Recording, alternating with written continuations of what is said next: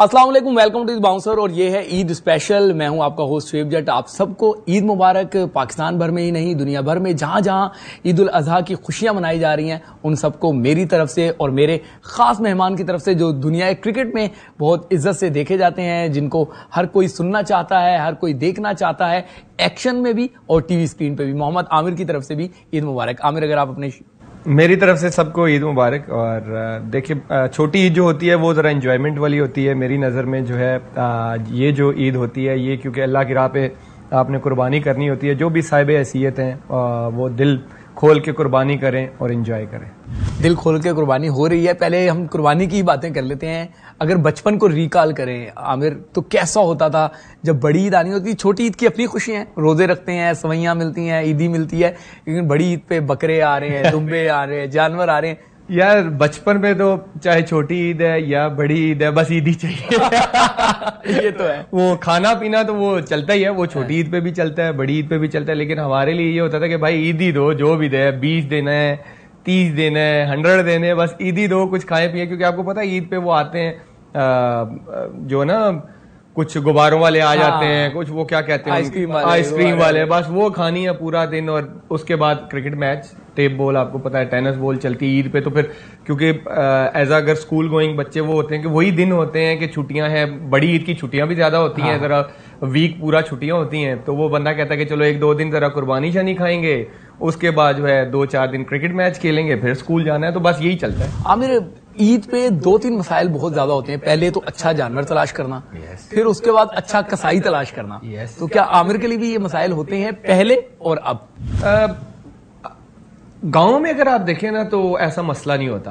अच्छा। क्योंकि हमारे गांव में ना 16-17 घर हैं जो समझ लें एक फैमिली है। तो वो एक दूसरे की हेल्प कर देते हैं। अगर किसी को इस चीज का एक्सपीरियंस है तो वो कहता है यार चलो छोड़ो, मैं खुद ही कर दूंगा, ये तुम्हारा ना काम। हाँ। लेकिन वहां पे गांव में मिल जाते हैं। ऑनेस्टली शहर का मुझे नहीं इतना आइडिया, गांव में इजी आपको कसाई मिल जाता है। लेकिन अब गांव में भी, हाँ, जो तीसरा मसला है, अब जो 70,000 का बकरा है ना वो मिलता है आपको 1.5 लाख का भाई।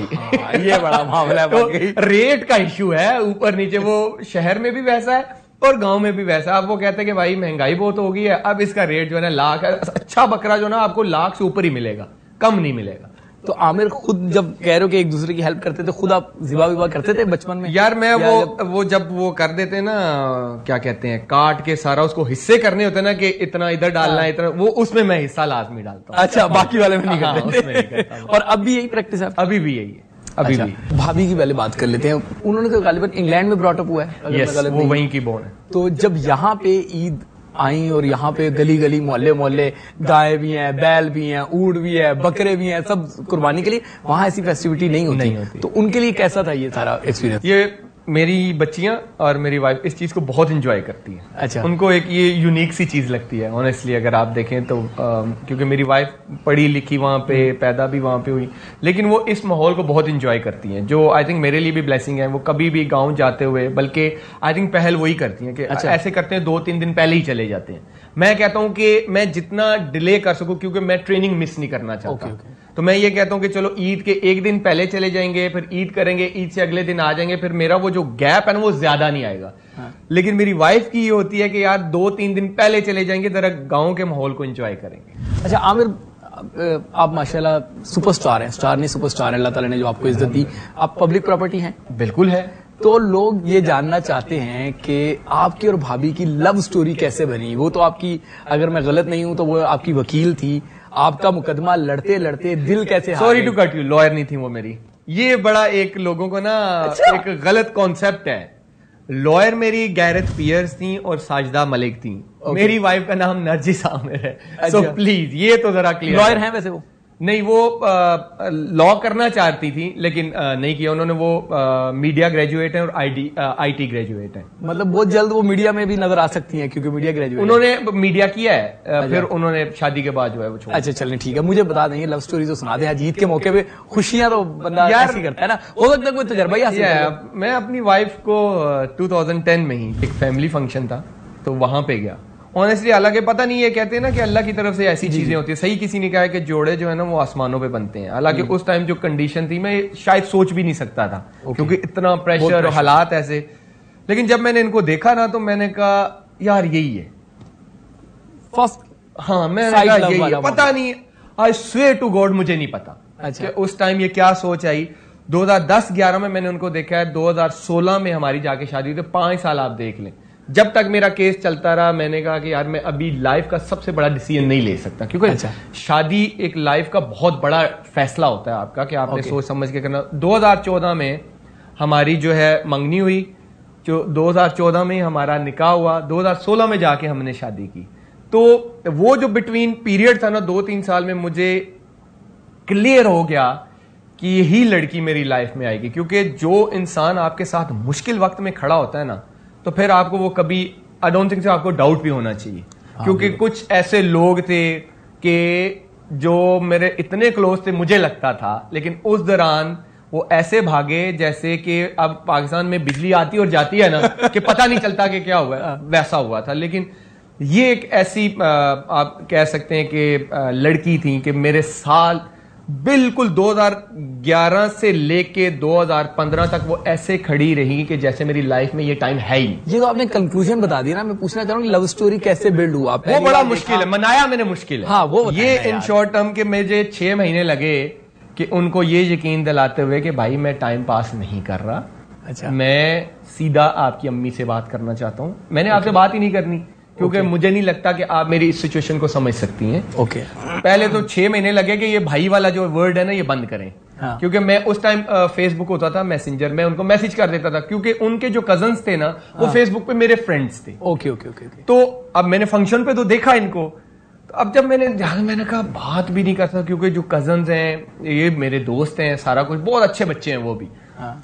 तो मैंने उनकी फ्रेंड लिस्ट पे मैंने जाके फिर इनको देखा, मैंने मैसेंजर पे मैसेज किया। 6 महीने लगे, भाई भाई भाई भाई। मैंने कहा मेरी बहन एक ही है, भाई वाला कान बंद है। ठीक है, तो प्लीज मैंने आपसे 6 महीने बाद मैंने कहा मैंने आपसे बात नहीं करनी, मैंने आपकी अम्मी से बात करनी। सही। फिर मैंने आंटी से बात। तो आमिर, भाभी को मना लिया, भाभी के घर वालों को मना लिया, यहाँ अम्मी को भी तो मनाना मुश्किल काम होगा ना, क्योंकि उन्होंने अगर कोई अपनी भतीजी भांजी देखी हो या पेरेंट्स की तरफ से हो। मैं झूठ नहीं बोलूंगा, रिश्ते मेरे लिए बहुत आए थे। लेकिन मेरे अम्मी और अब्बू को ये क्रेडिट जाता है कि उन्होंने कहा था कि देखो यार, वो एक क्रिकेटर है, उसकी एक अपना लाइफस्टाइल है, वो उसी से ही शादी करेगा जिससे उसको लगेगा कि ये उसके साथ चल सकती है, क्योंकि हमारा लाइफस्टाइल डिफरेंट होता है, मतलब आराम से करने से। यस। तो उनको पता था कि ये उसी से ही करेगा, क्योंकि बहुत रिश्ते आए, गांव से भी आए, शहर से भी आए, लेकिन उनका एक ही जवाब होता था, वो अपनी मर्जी से करेगा, और जब करेगा वो हमें बताते थे भाई ये लड़की है, मैंने इससे शादी कर। अच्छा। इनिशियल करियर में आपका बाजवा साहब ने कैंप लगाया जहां पे आप आए, क्या ये बात दुरुस्त है कि वसीम अकरम ने वहां से आपको पिक किया? बिल्कुल, उन्होंने 2007 में मूडी भाई ने बॉलिंग कैंप लगाया था। मुझे आज यस, मूडी भाई ने वसीम भाई को बोला कि मैं तुम्हें आज एक बच्चा दिखाऊंगा, तुमने गौर से देखना है और कमेंट करना है और बताना है कि इसका है ये उस लेवल का है कि नहीं। तो मुझे आज भी याद है, वसीम भाई ने मुझे देखा था नेट में बॉलिंग करते हुए, पाकिस्तान एकेडमी का कैंप लगा हुआ था।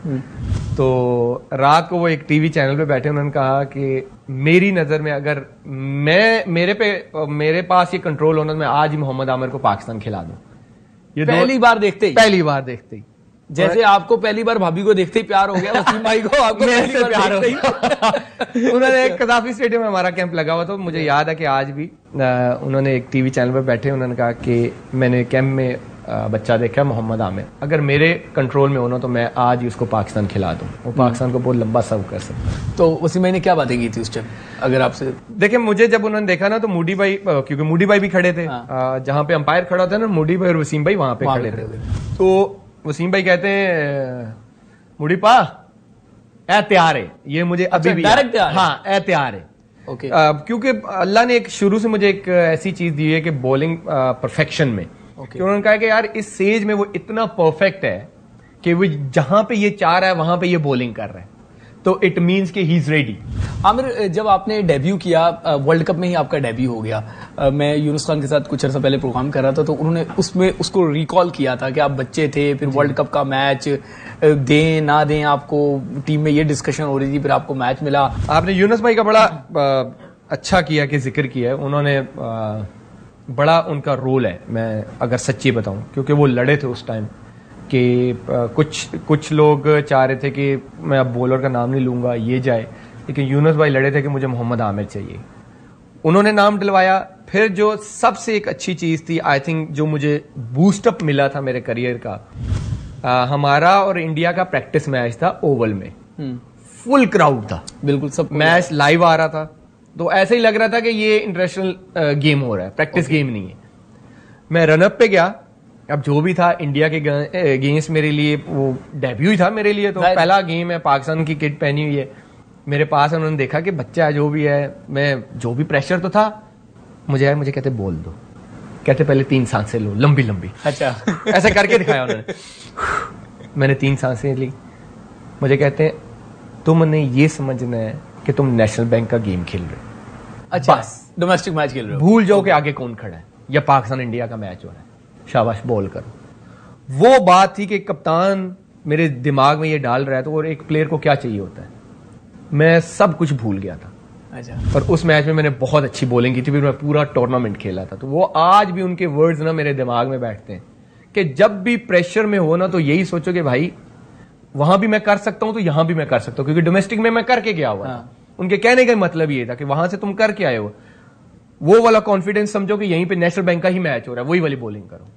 तो आज तक नहीं मुझे भूलती वो चीज। अच्छा, थोड़ा सा मैं आपके स्टाइल की तरफ आऊंगा।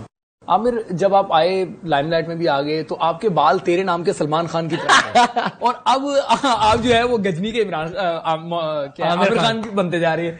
तो क्या वजह है, वो जुल्फें क्यों खत्म हो गई और ये हेयर स्टाइल क्यों बना लिया? और क्या वाकई वो सलमान खान को देख के अपनी हेयर स्टाइल रखा? नहीं, ऐसा नहीं था। मेरा वैसे सबसे अगर कोई फेमस हेयर स्टाइल हुआ है तो वही हुआ है। हाँ। लोगों को मेरे बड़े लंबे बाल जो है ना पसंद थे। शुएब भाई को तो आज भी है, शुएब अख्तर, अगर आप सुने तो वो यही कहते हैं, मैं इसको कहता हूँ बाल बड़े कर। लेकिन मैं ये कहता हूँ कि बस अब मैं बड़ा हो गया हूँ, अब बाल छोटे कर लेने चाहिए।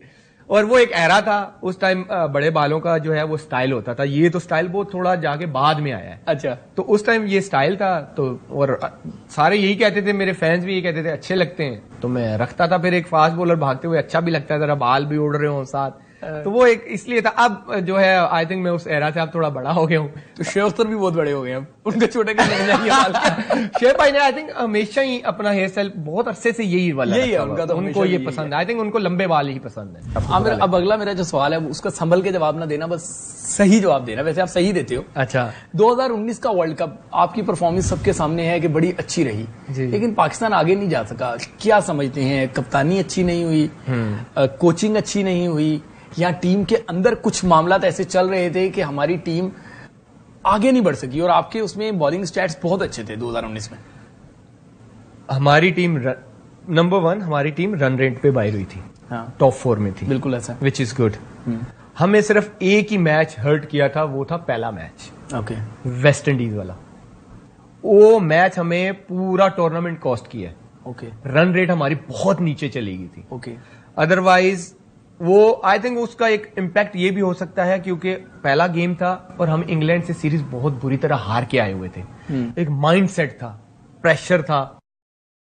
फिर जब हम इंग्लैंड से जीते ना, तो एक कॉन्फिडेंस वापस आया कि हम अगर इंग्लैंड को इंग्लैंड में हरा सकते हैं तो हम किसी को भी हरा सकते हैं। फिर आप देखिए, हम टॉप फाइनलिस्ट को दोनों को हराया, न्यूजीलैंड को हमने हराया, इंग्लैंड को हमने हराया, साउथ अफ्रीका को हमने हराया, बांग्लादेश को हमने हराया। ऑस्ट्रेलिया वाला मैच हम जीता हुआ हारे, वो हमें जीतना चाहिए था, जिसमें मैंने 5 आउट भी किए। बिल्कुल ऐसे पंजाब, वो कहां पे 400 कर रहे थे, हमने उनको 308 पे आउट कर दिया था। वो मैच हमें जीतना चाहिए था।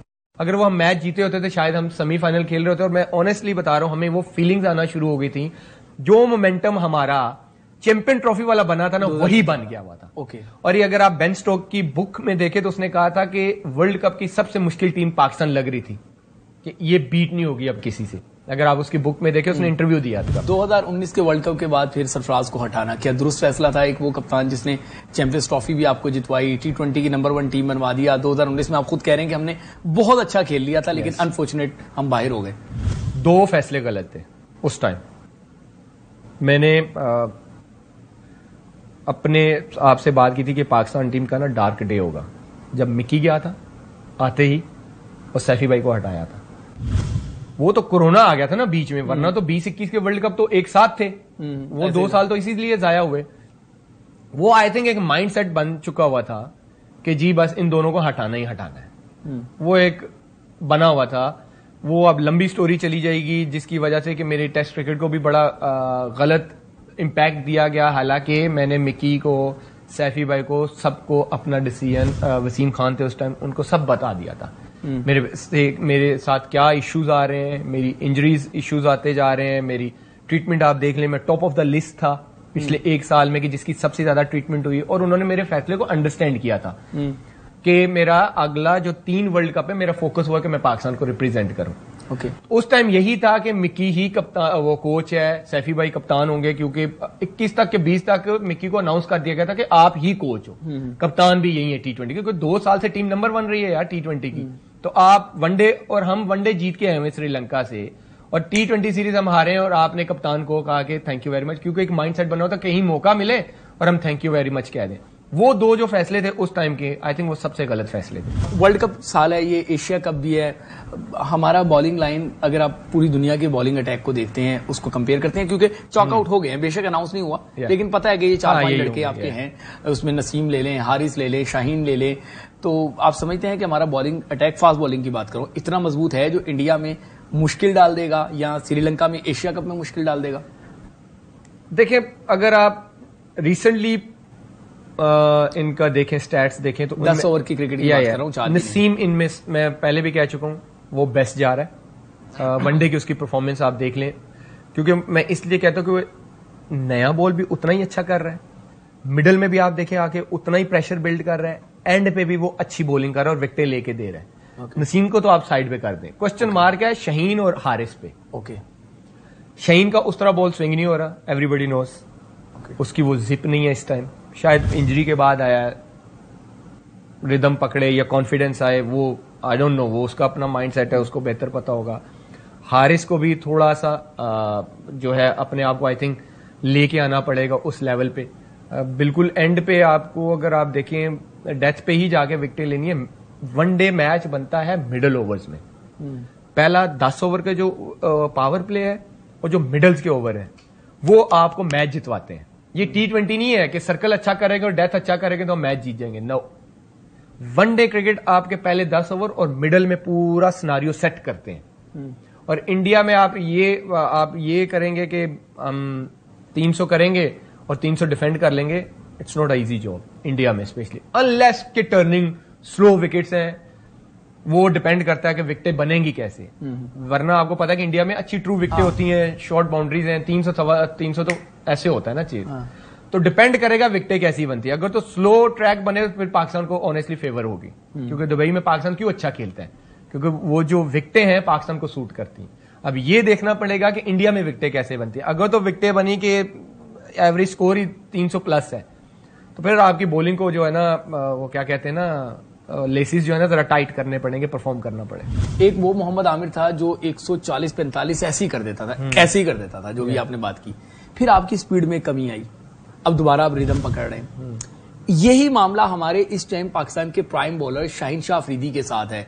140-45 पे आए, अब 130-35 की एवरेज से बॉल करा रहे हैं।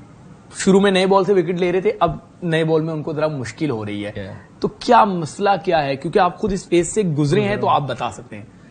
देखिए, सबसे पहले तो एक, जब आप अपनी बॉडी को ओवरलोड करते हैं ना, बॉडी आप, ये पता नहीं किसने दिमाग में बिठाया हुआ लोगों के, आप जितना खेलोगे उतने अच्छे होगे। बॉडी जो है ना, वो एक, उसके मसल्स हैं, और मसल एक हद तक यूज होता है, उसको उसके बाद रिकवरी भी चाहिए होती है। ठीक, अगर रिकवरी नहीं होगी, उसकी स्ट्रेंथ खत्म होना शुरू होती है। जब बॉडी में स्ट्रेंथ नहीं है तो आप उस तरह डिलीवर नहीं कर पाते। ठीक, फिर होता क्या है, कभी शोल्डर यहां से टाइट है, बैक टाइट है, टांगे थकी हुई है, ग्लूट टाइट है, तो वो क्या होता है कि आपके एक्शन में टेक्निकली इश्यूज आना शुरू हो जाते हैं। वो जो फिनिशिंग होती है ना उस रिदम में, वो खत्म होना शुरू हो जाती है। आपका आर्म स्लो होना शुरू हो जाता है, आपकी जो स्प्रिंट है, जो आपको मोमेंटम देती है, वो स्लो होना शुरू हो जाती है। वो करते करते ना माइंड को एक मैसेज चला जाता है, हाँ अब यही करना है। तो वो सारा फिर अब आप शाहीन को देखें तो वो बहुत वाइड जाना शुरू हो गया। यही प्रॉब्लम मेरे साथ, मैं अभी तक उसको खत्म करने की कोशिश कर रहा हूं। ये बड़ी एक गंदी बीमारी आप कह सकते हैं इसको। मुझे अभी भी मैं खत्म करने की कोशिश कर रहा हूं। मैं नॉर्मल थोड़ा सा बैलेंस रख के करता हूं, पेस कम करके, तो ठीक है, हल्का सा जहां पे बाउंसर और यॉर्कर करता हूं मेरी टांग फिर खुल जाती है। हालांकि मैं अपने माइंड को ये कह रहा था कि नहीं, इसको अंदर फिनिश होना है, तो इसको निकलते अभी भी मुझे साल 1.5 साल हो गए हैं कि अभी भी मुझे स्ट्रगल हो रही है उस चीज से निकलते हुए। लेकिन अब अल्हम्दुलिल्लाह मैंने कुछ चीजों पे काम किया कि उससे मुझे फायदा होना शुरू हो गया। फिर दूसरा इशू जो आपने शाहीन की बात की, उसने इंजरी पे जो मुझे लगता है, अब उसको वो उसकी अपनी बॉडी है, उसकी अपनी सोच है, जो उसने वर्ल्ड कप में खेलने का फैसला किया था। हाफ फिट खेला जो, क्योंकि नी इंजरी बैट्समैन को इतना तंग करती है, तो फास्ट बॉलर तो मजाक नहीं है, ये नी इंजरी मजाक नहीं है, इससे बड़े लोगों के करियर खत्म हुए हैं। आप गुली भाई से पूछ लें, उनको नी इंजरी रही है, सुहेल भाई से पूछ लें, शुएब भाई से पूछ लें, ब्रेट ली से पूछ लें, जो 2-2, 3-3 साल खेलना चाहते थे, लेकिन नी इंजरी और बैक इंजरी ने उनको खेलने नहीं दिया। वो जो I think with in 3-4 months वो रिहैब के बाद फौरन उसने जो रश किया, वर्ल्ड कप सीरीज नहीं है, वर्ल्ड कप एक ड्रीम है जो इंसान ने खेलना होता है और पूरा करने की कोशिश करता है। पूरा इन द सेंस मैं इसमें 100% दूं और टीम जीते, वो मजाक नहीं था। वो सीरीज नहीं थी कि चलो 1-2 मैच खेलूंगा फिर बैठ जाऊंगा तो ऐसे करके मेरा रिदम वापस आ जाएगा। मुझे लगता है उस टाइम की मैनेजमेंट का और शाहीन का अपना, जो मुझे लगता है शायद उसको बेहतर लगता हो कि रश नहीं करना चाहिए था। अगर वो उस टाइम थोड़ा सब्र कर जाता तो मोस्ट प्रोबेबली इस टाइम वो पूरे रिदम में होता, जो इस टाइम भी वो अभी स्ट्रगल कर रहा है फाइंड करते हुए कि मेरा वो रिदम नहीं आ रहा। क्योंकि ब्लास्ट में भी मैंने उसको देखा है, ये वो शाहीन नहीं है जिसको हम 1 साल पहले शाहीन को जानते थे, ये वो शाहीन नहीं है। और ये आई थिंक उसको भी पता है और शायद मेहनत भी कर रहा हो। अगर क्रिकेट खेलनी है जैसे मैं हूं, मैं मेहनत कर रहा हूं कि यार नहीं, अगर आपने बेस्ट पे रहना है तो आपको मेहनत करनी पड़ेगी, तो वो भी लगा होगा आई थिंक। आपने कहा कि अभी जो वर्ल्ड कप हुआ T20 का, शाहीन शाह अफरीदी को हाफ फिट वो नहीं खेलना चाहिए था। अब आप खुद कह रहे हैं कि शाहीन शाह अफरीदी ऐसा लग रहा है कि अभी स्ट्रगल कर रहे हैं, तो क्या शाहीन शाह अफरीदी को एशिया कप और फिर वनडे का वर्ल्ड कप हाफ फिट खेलना चाहिए, या अगर वो फिट नहीं है वो और मैनेजमेंट और क्रिकेट बोर्ड फैसला करे कि अगर हमें शाहीन को लंबा रन चलाना है तो फिर शाहीन के बगैर जाना है? मैं हमेशा ऐसा बोलूं, क्योंकि मैं बॉलर हूं, मैं इस चीज को समझता हूं। ये प्लेयर और मैनेजमेंट का ये एक म्यूचुअल अंडरस्टैंडिंग होना बहुत जरूरी है, सबसे पहले तो। दूसरा, अब तो वो ये नहीं कह सकता कि मैं हाफ फिट हूं या मुझे अभी मैं और क्रिकेट खेलूंगा तो मैं रिदम में आ जाऊंगा। क्रिकेट वो इंजरी के बाद अब बहुत खेल चुका है। आपने देखा PSL वो पूरा खेला, न्यूजीलैंड सीरीज वो पूरा खेला, ब्लास्ट वो सारा खेल रहा है। इट मींस अब इंजरी वाला तो आप साइड पे निकाल देना, क्योंकि इतनी सारी वो लंबी क्रिकेट खेल चुका है, तो ये तो अब इश्यू खत्म हो गया। अब आएगा बात फिटनेस पे कि अब आपने अपने आप को मेंटेन कैसे करना है और उस जगह पे जहां पे आप थे वापस कैसे लेके आएंगे, ये अब देखना है। लेकिन ये मैं आपको बता दूं, ये ऐसे नहीं आता जब तक आपकी बॉडी प्रॉपर रिकवर ना करे। आपको लगता है कि आप खेलते रहेंगे तो रिदम आ जाएगा, रेस्ट चाहिए होगा।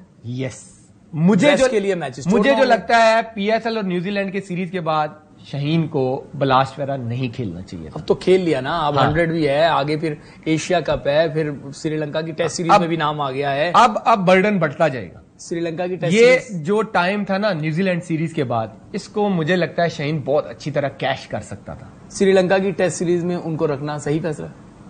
वर्ल्ड कप सर पे है इसलिए पूछ रहा हूं। वर्ल्ड कप सर पे है, लेकिन जो श्रीलंका की सीरीज है वो जुलाई में है, वर्ल्ड कप अक्टूबर में। भाई उसके बाद आपको वो खेलना है, एशिया कप खेलना है। फिर आप देखिए, अगर आप इंजरी की बात करें ना, तो फिर तो उनको ब्लास्ट नहीं खेलना चाहिए था ना, उधर भी तो इंजरी हो सकती है, तो खेलना चाहिए। तो फिर अब खेलना चाहिए अब, क्योंकि ब्लास्ट में अगर इंजरी का डर नहीं है तो फिर पाकिस्तान क्रिकेट खेलने में इंजरी का फिर क्यों डर है? अच्छा, डर की आप बात कर रहे हैं, तो इंडिया को पाकिस्तान आने में क्या डर है? आप समझते हैं कि गलत फैसला किया इंडिया ने पाकिस्तान ना आके, पाकिस्तान के शायकीन को मायूस किया, और दुनिया क्रिकेट को क्या पैगाम भी गया कि जब ऑस्ट्रेलिया, न्यूजीलैंड, इंग्लैंड सब आ सकते हैं तो व्हाई नॉट इंडिया? मुझे ये बताएं, मेरा एक सवाल है, ये सबसे ही है जो क्रिकेट के सिस्टम भी चलाते हैं, अगर इंडिया एशिया कप में नहीं आ रहा तो चैंपियन ट्रॉफी में कैसे आएगा? उस टाइम क्या रीजन होगा उनका आने का? जो अब रीजन वो दे रहे हैं कि हम नहीं आएंगे, चैंपियन ट्रॉफी में क्या रीजन होगा आने का? तो फिर हमें जाना चाहिए वर्ल्ड कप खेल ले इंडिया। आई थिंक ये गवर्नमेंट पे छोड़ दे। गवर्नमेंट कहती है अगर नहीं जाना तो फिर तो आप कुछ नहीं कर सकते, नहीं जाना। अच्छा चले, कुछ चीजें गवर्नमेंट पे छोड़ते हैं, कुछ चीजें आपसे पे छोड़ते हैं, और वो चीजें ये मेरे पे ना सब छोड़े वो चीजें ये कि आपको अगले साल इंग्लैंड की नेशनलिटी भी मिल जाएगी, क्योंकि आपका स्पाउस जो है वो ब्रिटिश है, तो इंशाल्लाह आप को ब्रिटिश पासपोर्ट भी मिल जाएगा। तो उसके बाद आप क्या इंग्लैंड की नुमाइंदगी का सोच रहे हैं? क्या जिस तरीके से अजहर महमूद जो है वो या यासिर अराफात जाके IPL खेलते रहे, तब जब पाकिस्तानियों को वो नहीं लेते थे ब्रिटिश पासपोर्ट पे वो चले गए, तो क्या मोहम्मद आमिर हमें IPL में नजर आएंगे? पहला तो मैं इंग्लैंड से नहीं खेलने वाला। अच्छा, या जो पाकिस्तान से खेलना था मैंने खेल लिया। दूसरा, उस टाइम 1 साल पड़ा हुआ है अभी, उस टाइम पता नहीं क्या सिनारियो होगा क्या नहीं होगा। तो मैं हमेशा, अगर आप मेरा जब भी इंटरव्यू करेंगे, और पिछले जितने इंटरव्यूज आपने देखा होगा, मैं हमेशा कहता हूं कि मैं स्टेप बाय स्टेप चलता हूं। कल का पता नहीं, और मैं साल बाद मैं जाऊंगा, मुझे क्या पता मैं साल बाद किधर हूंगा, किसी को नहीं, फ्यूचर का किसी को नहीं पता। उस टाइम जब मेरे पासपोर्ट हाथ में आएगा, उस टाइम जो भी बेस्ट अपॉर्चुनिटी होगी और जो मुझे मिल रही होगी, डेफिनेटली मैं अवेल करूंगा। अच्छा, IPL वाले चाहते हैं, IPL से मुराद मैं शाहरुख खान के खासतौर पे बात करूंगा, उन्हें पाकिस्तानी फास्ट बॉलर बड़े पसंद हैं, तो आप भी पाकिस्तान क्या दुनिया क्रिकेट के अच्छे फास्ट बॉलर में शुमार होते हैं। क्या शाहरुख खान से कभी कोई राब्ता हुआ जो आपको IPL में लेना चाहते हैं? नहीं, राब्ता और कभी नहीं हुआ वाले से। वो चाहे ना चाहे बात मोदी साहब पे करते वो चाहते हैं कि नहीं चाहते कि मोहम्मद आमिर आए या ना आए। अच्छा, वैसे कभी कोई इंडियन स्टार ने आपको कहा जो क्रिकेट में इन्वॉल्व हैं, चाहे हम शाहरुख खान की बात करें, सलमान खान की बात यार करें? देखिए, कितने फैंस, इंडियन फैंस भी हैं, पर अब ओपनली कोई नहीं कहता ऑनेस्टली। आपको भी पता है हालात कैसे हैं, लेकिन दिल सबका करता है कि पाकिस्तानी प्लेयर्स आए और पाकिस्तानी प्लेयर्स खेलें। कुछ प्लेयर्स हैं जिनसे बात हुई है, वो भी यही कहते हैं कि यार पाकिस्तानी प्लेयर्स आके खेलें, व्हाई नॉट। लेकिन आपको भी पता है, मुझे भी पता है, सिनारियो ऐसे हैं कि कोई ओपनली बात नहीं करता इस चीज। अच्छा, कोई ओपनली बात नहीं करता, लेकिन शाहिद अफरीदी ने ओपनली पिछले दिनों एक स्टेटमेंट दी थी। उन्होंने कहा था कि मैंने आमिर को फोन करके कहा या मैसेज करके कहा कि तुम ये क्या कर रहे हो, लोगों को किस तरह फेस करोगे, वो क्या मामला है मुझे बताइएगा जरा। यार हाँ, ये बात काफी मीडिया पे उन्होंने बड़ी चली, टीवी चैनल में किसी टीवी चैनल पे बैठे हुए थे वो, तो मुझे लोगों ने कहा, मुझे घर से भी फोन आया कि तुम्हारी कोई ऐसी बात हुई है। मैंने कहा यार मुझे मैसेज उनका आया, ये वाला तो नहीं आया। अच्छा, जो उन्होंने बोला है। तो क्या मैसेज आया था? शायद मैसेज तो उनका ये आया था कि इंजरी कैसे, लाहौर के वो उसके बाद आया था, जब लाहौर वाला मैच था उसमें मुझे तीसरे ओवर में इंजरी भी हो गई थी कि माशाल्लाह तुमने बॉलिंग तुम अच्छी कर रहे हो और इंजरी कैसी, आई होप के ठीक हो, और तुम क्योंकि लंबा खेलते हुए आ रहे हो, CPL BPL, तो ये वन ऑफ द रीजन हो सकता है, तो बाकी चलो अपना ख्याल रखो, शाबाश। लेकिन ये वाला के मतलब कि तुम फेस कैसे करोगे बाबर को, या इसी आई थिंक इसी तरह का कुछ नाम लिया था। मतलब मैं हमेशा मतलब मैं बाबर का, मैंने क्या बिगाड़ा है बाबर, या बाबर ने मेरा क्या बिगाड़ा हुआ है कि हम फेस कैसे करेंगे? वो मुझे जरा बात अजीब सी लगी थी। पता नहीं उन्होंने क्या सोच के वो बात की, आई डोंट नो। लाला है वो, आपको पता ही, हमेशा जल्दी में रहते हैं और जल्दी में इंसान से गलतियां भी हो जाती हैं, लेकिन मेरे से ऐसी कोई बात नहीं हुई। और जो उन्होंने टीवी पे कहा वैसा कुछ नहीं हुआ, ऐसा कुछ नहीं हुआ था ऑनेस्टली। अच्छा। और फेस वाली बात यार, मैंने आपको पहले भी बोला है कि मेरी और बाबर की म्यूचुअल अंडरस्टैंडिंग सही है, रिस्पेक्ट है, एक म्यूचुअल रिस्पेक्ट रहनी चाहिए। हाँ। कभी उसने मुझे तू करके नहीं बुलाया, कभी मैंने उसके फेस पे कभी मैं या तू करके, कभी हमारी बात नहीं हुई, हमेशा अस्सलाम वालेकुम वालेकुम अस्सलाम। क्या हो, अब पब्लिक ये चाहती कि पता नहीं गिरबान पकड़ लेंगे ये कर लेंगे, तो ऐसा तो कोई ना था ना ऐसा हुआ है हमारा कि हम फेस कैसे करेंगे। आमिर, एक मैंने आपका इंटरव्यू किया वो PSL के दौरान टेल एंडर वाला, कि बाबर विकेट मेरे लिए ऐसी है जैसे टेल एंडर मेरे लिए, मैंने सबको आउट करना है, बाबर को भी और टेल एंडर को भी। उसने तो इतना तूफान मचा दिया, इतना तो शायद PSL से भी तूफान नहीं मचा मैचेस से, जितना उस स्टेटमेंट से मच गया। तो उसके बाद बाबर से हुआ, बताऊं, मुझे लगता है शायद मैं गलत भी हो सकता हूं, ह्यूमन नेचर है, थॉट्स आती हैं। उस दौरान मैंने एक चीज नोट की थी, जब से सेठी साहब वापस आए थे ना, मेरा हंसना भी लोगों को ना ब्रेकिंग न्यूज लग रही थी। अच्छा। हंस क्यों रहा है, एग्रेशन क्यों दिखा रहा है, बॉल क्यों फेंक रहा है, शायद उनको डर था कि कहीं सेठी साहब आगे वापस ही ना आ जाए टीम में। मुझे ये थॉट आई थी, क्योंकि अगर आपने देखा होगा ना कि जब से सेठी साहब आए थे ना, तो एक मीडिया ना हर बात को उल्टा पेश कर रहा था। आपके इंटरव्यू पे आते हैं, हालांकि उसको पूरा तो सुनो भाई। सही बात। मैंने यही कहा था, चाहे बाबर खेल रहा हो, चाहे टेल एंडर खेल रहा हो, मेरे लिए हर विकेट इंपॉर्टेंट है। ऐसे ही है। उसको बीच में से कट किया, आमिर के लिए बाबर टेल एंडर है। मतलब खुदा का खौफ करो। ठीक है भाई, रेटिंग लेनी है, चूरन बेचना है, सही तरह का बेचो, गलत वाला ना बेचो, सही बेचोगे शायद उसमें अल्लाह बरकत भी डाल देगा। हमने पूरा इंटरव्यू चलाया था, हाँ, लोगों ने गलत कोट किया। तो चूरन बेचो, बिल्कुल बेचो यार, आपने भी रिस्क कमाना है, आपका भी ब्रेड एंड बटर, लेकिन कहते हैं ना कि सही वाला बेचोगे ना तो उसमें अल्लाह भी बरकत डाल देगा। बिल्कुल ऐसा ही है, बिल्कुल ऐसा ही है। आमिर, लास्ट की तरफ बढ़ रहे हैं, खुद आप क्रिकेटर हैं माशाल्लाह, अल्लाह ने आपको 2 बेटियां दी। क्या हमें वो हमारी बेटियां आगे जाके क्रिकेटर बनती हुई नजर आएंगी? अब आप ये कहेंगे अभी बहुत छोटी हैं, वो फैसला करेंगी, बाप के भी कुछ ख्वाब मेरी होते हैं। 3 बेटियां अल्हम्दुलिल्लाह। अरे माशाल्लाह, सॉरी, मिनसा, जोया, आयरा। हाँ। वो लाइफ में जो करना चाहेंगी, मैंने ठीक है, बाप की मैं तो कोई और ख्वाहिश वाइफ, होती है। देखिए मेरी तो ख्वाहिश है कि जो बच्ची मिनसा है वो हाफिज़ कुरान बने, माशाल्लाह, मेरी ख्वाहिश है। माशाल्लाह। जोया जो है वो डॉक्टर बने, माशाल्लाह। तो आयरा के बारे में अभी सोचा नहीं है, अभी वो दूध पिए जो पी रही है। अभी फीडर पे वो लगी हुई है, वो लगी रहे, लेकिन मेरी ये ख्वाहिश है। लेकिन मुझे लगता है क्योंकि मैं जो एक्टिविटी कर रहा होता हूँ, मैं जिम में होता हूँ, तो मिनसा जोया ने साथ जिम भी करनी है। अच्छा। मैच उन्होंने पूरा देखना है, जो बाबा मैच खेल रहे हैं, तो कहीं ना कहीं एक टच तो आएगा अच्छा, स्पोर्ट्स वाला। तो अब वो लाइफ में अगर स्पोर्ट्समैन बनना चाहेंगी या स्पोर्ट्स क्या कहते हैं, स्पोर्ट्स वुमेन बनना चाहेंगी, तो वो बने, जरूर बने। मैं हमेशा वाइफ को ये कहता हूँ कि हमें, क्योंकि जो दौर अभी चल रहा है ना, बच्चों के साथ आपको एज अ फ्रेंड चलना है। हाँ, ऐसा ही है। ये मेरा एक मैसेज है पेरेंट्स के लिए भी, कि आप उन पे कोई चीज जबरदस्ती इंपोज नहीं कर सकते, क्योंकि ये दौर बहुत तेज है।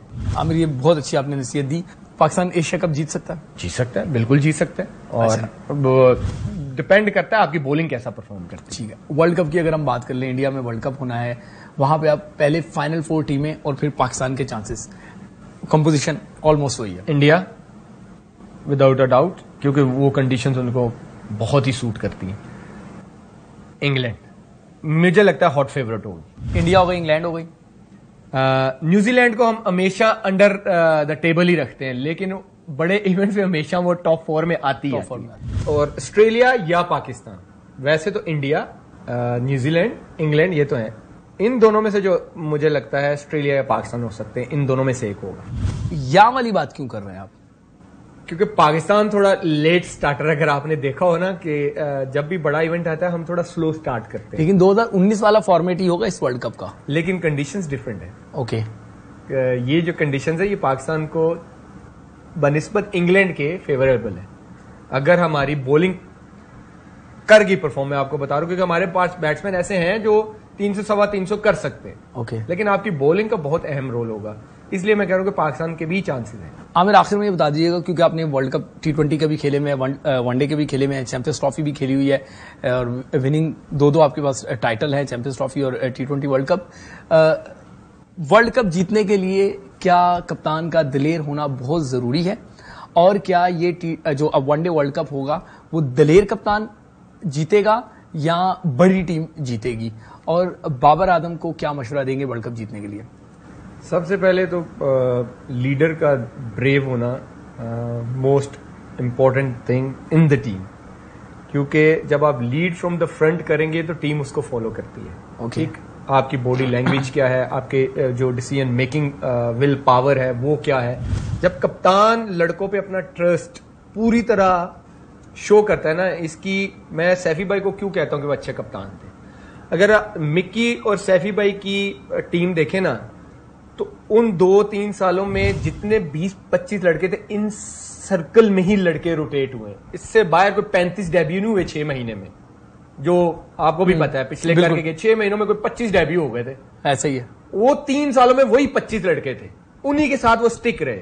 फिर उसी टीम ने 2 साल T20 का नंबर 1 रखा, चैंपियन ट्रॉफी भी जितवाया, वर्ल्ड कप में भी अच्छी परफॉर्मेंस दी। तो कप्तान का क्लियर और दिलेर दोनों होना बहुत जरूरी है।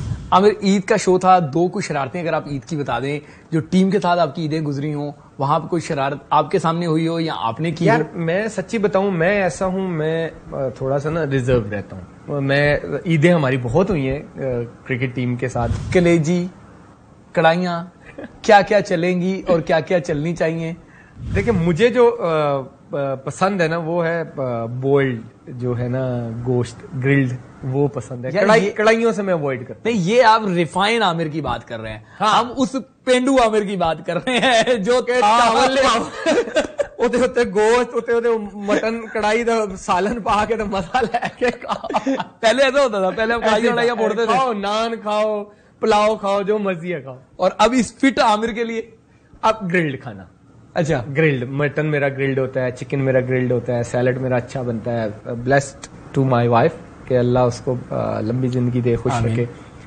जो मुझे खाना चाहिए होता है वो बना के देती है मुझे। चले आमिर, बहुत शुक्रिया। Thank you. आपने ईद में थैंक यू। मीठी बातें भी की और मजे मजे की बातें भी की और कुछ तल्ख हकाइक जो हैं वो बड़ी आसानी से बता दिए। उम्मीद है ये प्रोग्राम आपको पसंद आया होगा। आने वाले प्रोग्राम में एक नया मेहमान होगा, तब तक के लिए इजाजत दें। अस्सलाम वालेकुम।